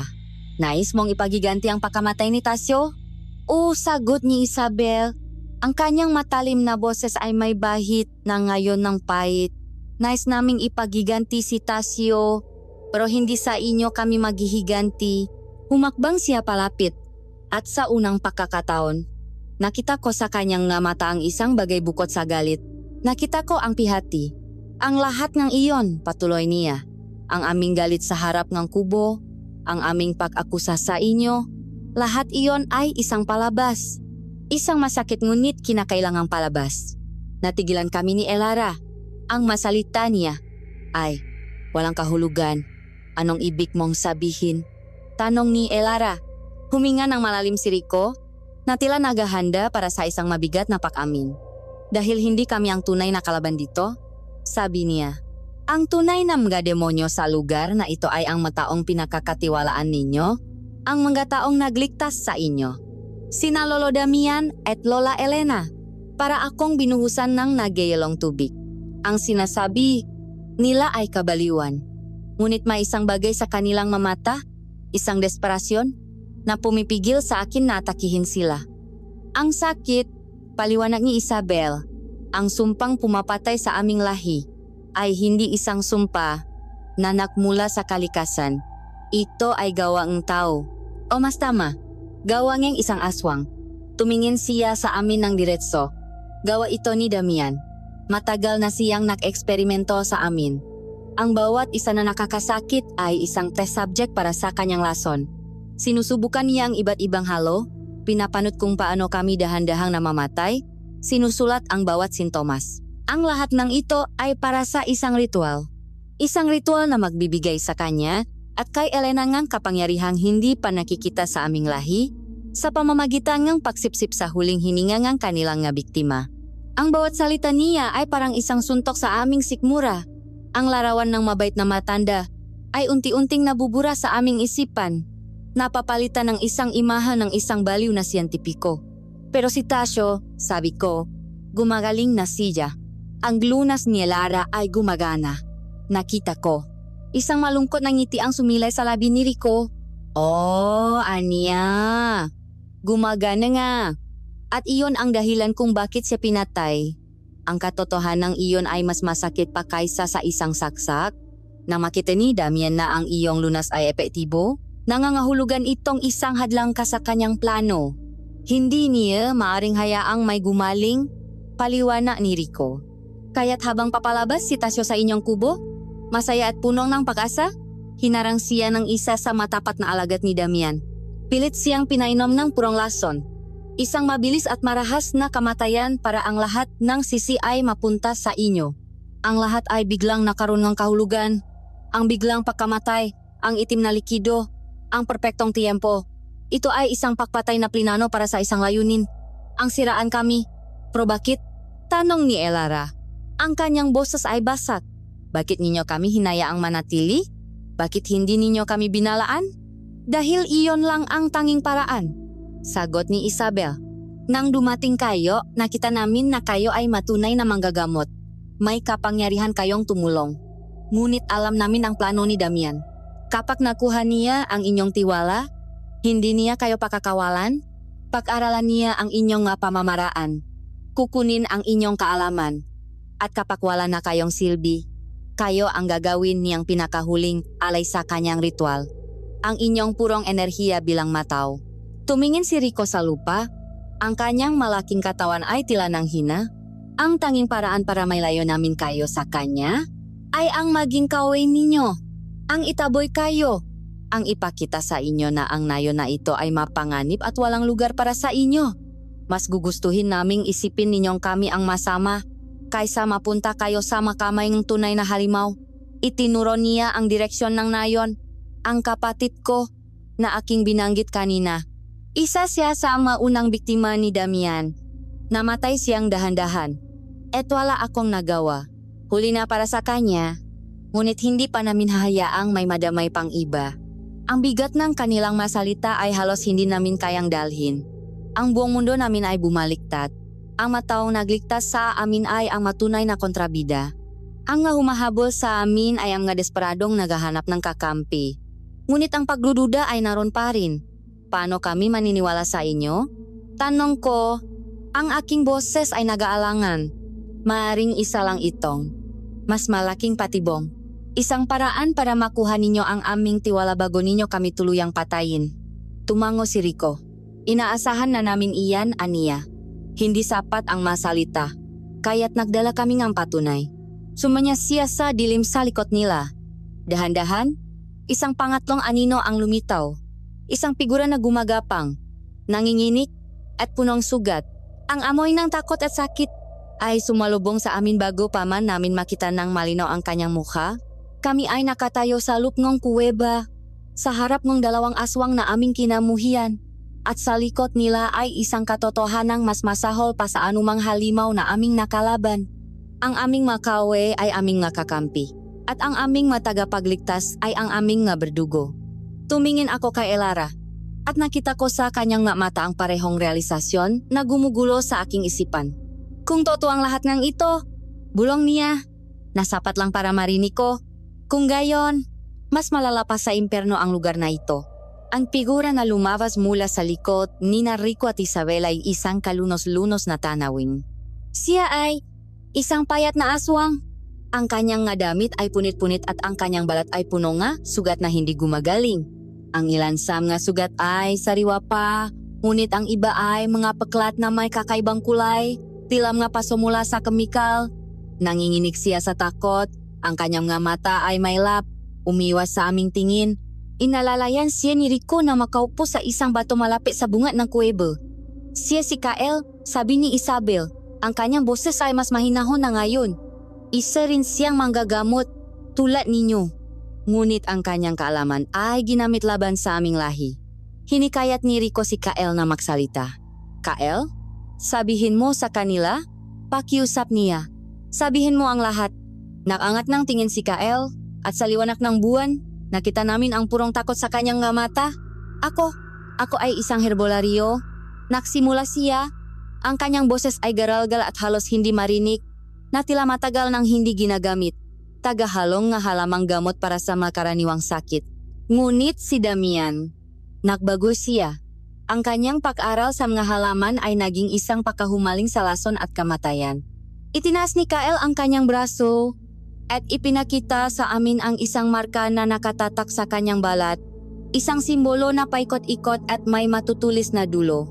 Ang tata ni Damian, sabi ni Rico, ang marka na inilalagay niya sa lahat ng kanyang paari. Nang tumanggi akong gumawa ng kanyang lason, patuloy ni Kael, dinala niya ako sa kanyang lihim na laboratorio. Doon ko nakita ang katotohanan. Inilarawan niya ang isang silid sa ilalim ng bahay ni na Lolo Damian. Isang lugar na puno nga kakaibang kagamitan. Mabanga na may lamang nga bahagi ng katawan ng mahayop at insekto. At makanakakulang na malilit na nilalang. Pinilit niya akong magalo. Sabi ni Kael, habang nanginginig sa alaala, mapinatuyong bulaklak na may lason, kamandak ng gagamba, dinurok na mabuto nga isinumpang hayop, lahat ay may kasamang madilim na orasyon, isang lason na hindi lang pumapatay, kundi dahan-dahang sinisira ang kaluluwa. Ang kanyang salita ay nakpintang ang isang larawan ng hindi maisip na kasamaan. At pagkatapos, ang lason ay palihim nilang inihahalo sa aming balon o sa pagkain ng napiling biktima. Pinapanot nila kaming makasakit, sinusulat ang bawat detalye na parang kami ay mga halaman lamang sa kanyang hardin ng kamatayan. Nakatakas ako, sabi niya, noong gabing mamatay si Tasio. Sa gitna ng kaguluhan, habang ang lahat ay galit sa inyo, nakahanap ako nga pakakataon. Tinulungan ako ni Rico at Isabel na magtago.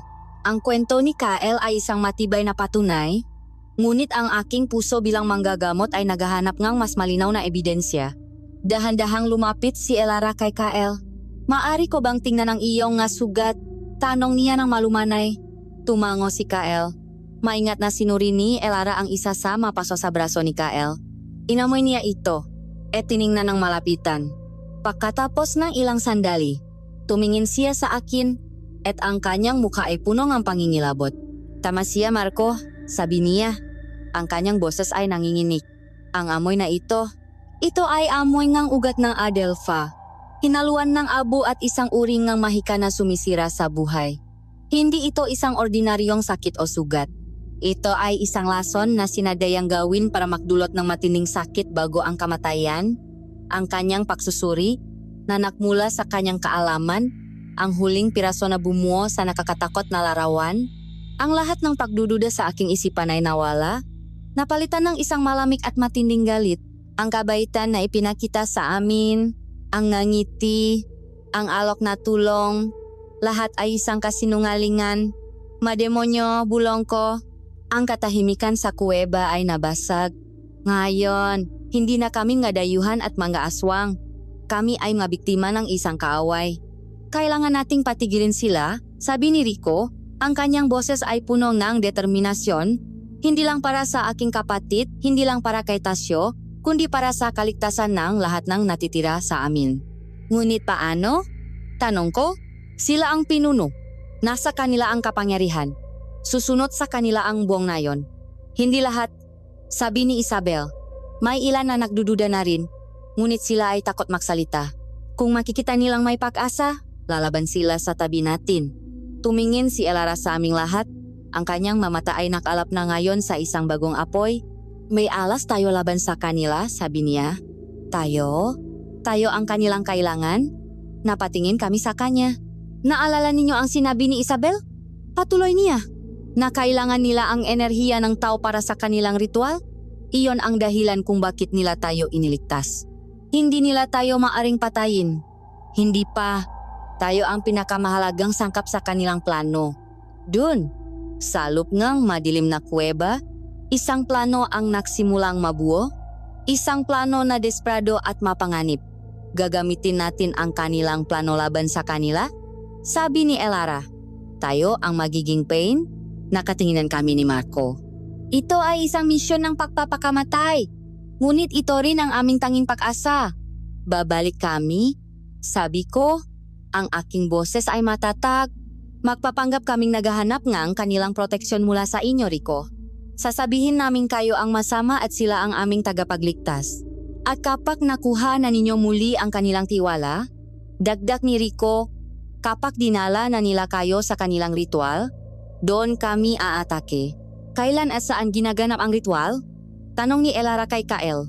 Sa bawat bagong buwan, sagot ni Kael. Sa silid sa ilalim ng kanilang bahay.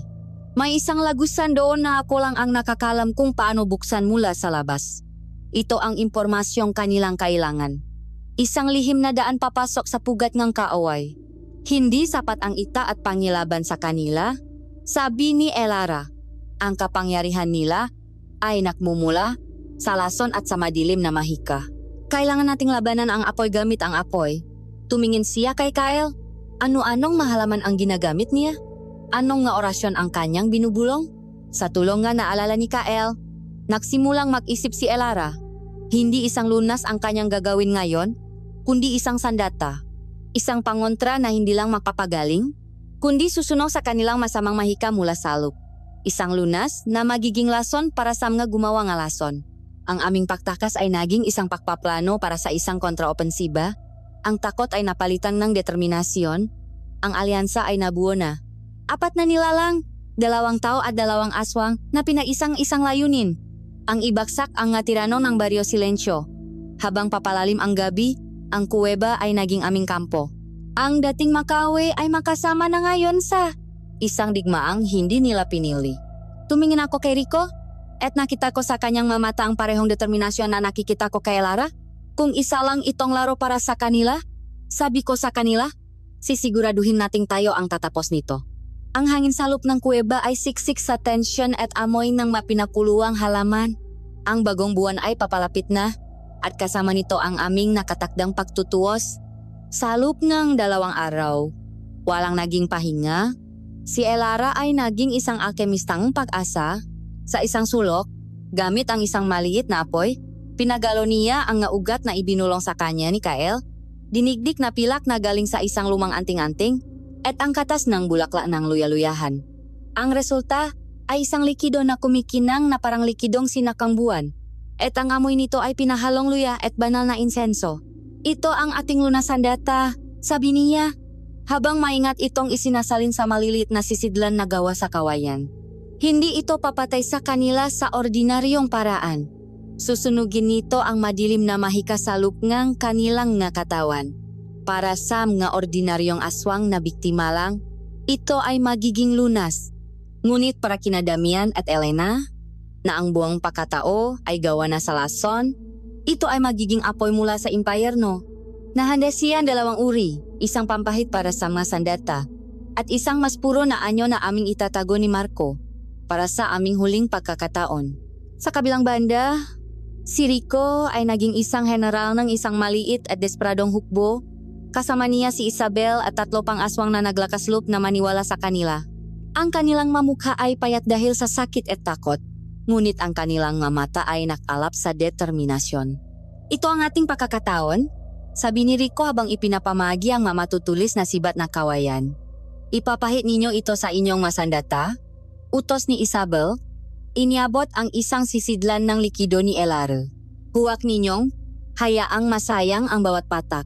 At tandaan, ang ating target ay sina Damian at Elena. Huwag ninyong saktan ang ating makapatid na nabulak lamang sa kasinungalingan. Ang kuweba ay naging isang kampo ng rebelde, nakahanda para sa isang digmaang sibil na magaganap sa kadiliman, sa ilalim ng lupa. Nang sumunod na araw, oras na para isagawa ang aming bahagi, iniwan namin ang kuweba at sinimulan ang aming paglalakbay pabalik sa nayon. Ginawa naming miserable ang aming nga itsura. Ginulo namin ang aming buho. Pinunasan ng putik ang aming nga mukha at damit. Kailangan naming makmukhang nga biktima na tumatakas para sa kanilang buhay. Naglakat kami sa gilid ng gubat, sapat na malapit para makita nga bantay nga nayon. At hindi nga kami nabigo. 2 aswang na tapat kay Damian ang nakakita sa amin. Sa isang iglap, Pinalibutan nila kami. Ang kanilang napangil ay nakalabas na. Dito na nagsimula ang aming pag-arte. Sumigaw ako at nakunwaring lalaban, ngunit ang aking makilos ay mahina at desperado. Si Elara naman ay bumagsak sa lupa, umiyak at nagmamakaawa. "Tulong! Tulungan ninyo kami!" Isigaw niya. Ang kanyang boses ay punong takot. "Si Rico! Nabaliw na siya! Gusto niya kaming patayin! Pakiusap, dalhin ninyo kami kay Lolo Damian. Sa kanya lang kami magiging ligtas." Ang aming pag-arte ay kapanipaniwala. Ang mabantay ay nakatinginan. At pagkatapos ay marahas nila kaming hinawakan at kinalakat pabalik sa nayon. Dinala kami sa harap ni na Damian at Elena. Nakopo sila sa kanilang malalaking silya, na parang isang hari at reyna na humaharap sa kanilang mga takas na alipin. Ang kanilang mamukha ay nakpakita ng pinahalong awa at pagkadismaya. "Mga anak, nakbalik kayo," sabi ni Lolo Damian. Ang kanyang boses ay malumanay. "Akala namin ay sinakta na kayo ng mga traidor." Lumuhod si Elara sa kanilang harapan.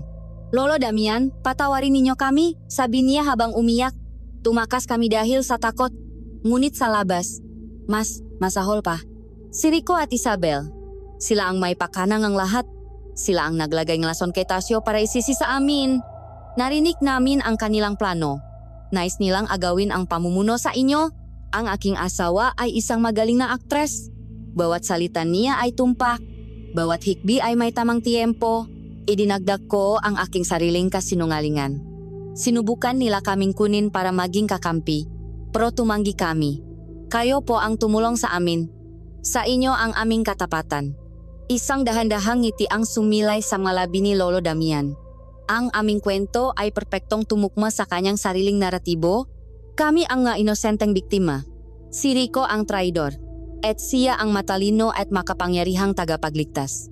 "Alam ko," sabi niya. "Matagal ko nang nararamdaman ang ahas sa aking bakuran." Tumingin siya kay Elena at nakpalitan sila ngang isang tingin na puno ng kahulugan. "Kung gayon, kailangan neting bilisan," sabi ni Damian. Tumatayo mula sa kanyang upuan. "Ang bagong buwan ay ngayong gabi. Ito ang perpektong pagkakataon. Gaganapin natin ang ritual para linisin ang ating nayon sa malason na ikinalat ni Rico at para humingi ng bagong lakas para protektahan ang ating lahi." Humarap siya sa amin. Ang kanyang mga mata ay may kakaibang kislap. "At sa ritual na ito, mas kailangan namin kayo kaysa dati. Ang inyong dalisay na enerhiya bilang matao ang magiging sentro ng ating panalangin, ang magiging mitsa ng ating bagong simula." Ang kanyang nasalita ay isang hatol, ngunit para sa amin, ito ay ang tunog ng isang bitak na handa ng maksara. Hinawakan kami nga mabantay at dinala papalayo.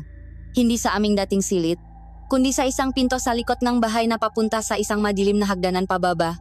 Habang kami ay kinakalatkat, nagtama ang aming nga mata ni Elara. Isang tingin na puno ng takot, ngunit puno rin ng isang matibay na pangako. Ang plano ay gumagana. Nasalop na kami ng teritoryo ng Kaawe. Samantala, sa kabilang panig ng nayon, si Rico, Isabel, at ang kanilang munting hugbo ay tahimik na gumagalaw sa ilalim ng mapuno. Narating na nila ang lihim na pasukan na sinabi ni Kael, isang lumang balon na natuyo na. Isa-isa nilang pinahiran ng makinang na likidoni, Elara ang kanilang nga sandata. Ang kanilang mamuha ay seryoso, walang bahit ng takot. Handa na sila. Ang huling eksena ay ang aming pagbaba. Ang bawat hakbang sa lumang hagdan ng bato ay isang hakbang palapit sa isang hindi tiyak na katapusan. Ang hangin ay lumalamig, at ang amoy ng insenso, dugo, at kakaibang enerhiya ay lumalakas. Mula sa ilalim, naririnig namin ang isang mahinang koro, isang paulit-ulit na awit na nakakapangilabot. Papunta kami sa aming sariling sakripisyo, ngunit hindi kami mga tupa na walang laban. Kami ang pain, at ang aming layunin ay dalhin ang mga mangaso sa kanilang sariling kapahamakan. Ang bitak ay handa na, ngunit sa isang laro ng panlilinlang at kasinungalingan, ang tunay na tanong ay palaging kung sino ba talaga ang nahuhuli, ang mga ngaso o ang pain na may sariling nga pangil. Ang hagdanan ay nagtapos sa isang malawak at pabilok na silid. Ang sahig at dingding ay gawa sa mamasa-masang bato na may mga nakaukit na hindi maintindihang masimbolo na tila kumikinang sa liwanak mga sulo. Sa gitna, may isang malaking damba ng bato at sa paligid nito ay may mga kulungang bakal kung saan may mga naghihirap na nilalang. Madating aswang na ngayon ay makarumadumal na resulta ng manabigong eksperimento ni Damian. Ang hangin ay mabigat sa amoy ng dugo, insenso, at purong takot. Sa gitna ng silid, naghihintay sina Lolo Damian at Lola Elena. Ngunit hindi na sila ang mamatandang mukhang mabait. Ang kanilang magabalat ay kulubot at kulay abo. Ang kanilang magamata ay marami na at lahat ay nag-apoy na pula. Ang kanilang magakatawan ay mahahaba at payat, na may magabrasong tilasangan ng patay na puno. Sila ay mga sinaunang nilalang, mas matanda pa kaysa sa nayon mismo. Maligayang pakdating, sabay nilang sabi. Ang kanilang boses ay isang korong ng daan-daang halinghing. Sa inyong huling gabi, marahas nila kaming itinulak papunta sa dambana at itinalingam. Mabaging na may tinik. Nagsimula silang bumikas ng isang sinaunang orasyon sa isang wikang hindi namin naiintindihan. Ramdam namin ang aming lakas na unti-unting hinihigop. Ang aming enerhiya ay dumadaloy mula sa aming makatawan papunta sa kanila. Ito na ang katapusan. Ngunit habang sila ay nasa gitna ng kanilang ritual, isang malakas na pagsabog ang yumanik sa lihim na pintong silid. Bumukas ito at bumuhos papasok sina Rico, Isabel, at ang kanilang munting hukbo. Ang kanilang nga sandata ay kumikinang dahil sa lunas sandata ni Elara. Nagsimula ang kaguluhan. Ang tapat na bantay ni Damian ay sumugot at nakpangabot ang marbelde ang mga loyalista. Ang tuno ng naumpugang bakal at mga sigaw ngang saki ay pumuno sa silid. Ngunit sina Damian at Elena ay hindi natinag. Sa isang kumpas lang ng kanilang kamay, isang malakas na puwersa ang tumilapon kina Rico at Isabel sa dingding. Mahangal, sigaw ni Damian. Akala nyo ba mapipigilan nyo kami?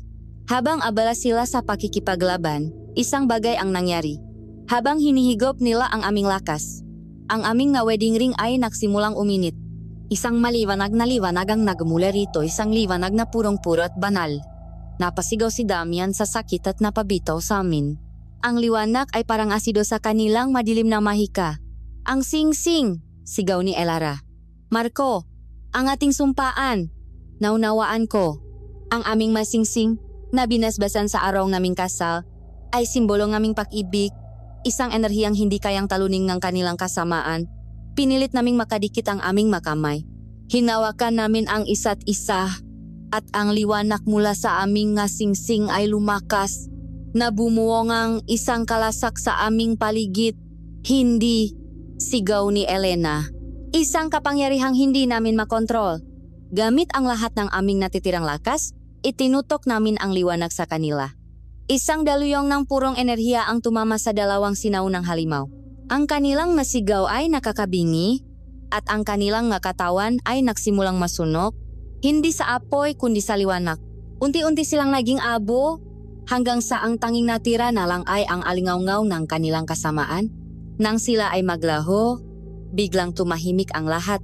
Ang sumpa sa buong na yon ay nawasak. Sa isang iglap, ang managhihirap na nilalang sa kulungan ay bumalik sa kanilang dating anyo. At sa nayon sa itaas, ang mamay sakit ay nagsimulang makaramdam ng ginhawa. Tapos na ang laban. Sa halip na umalis agad, nanatili kami ngang ilang linggo.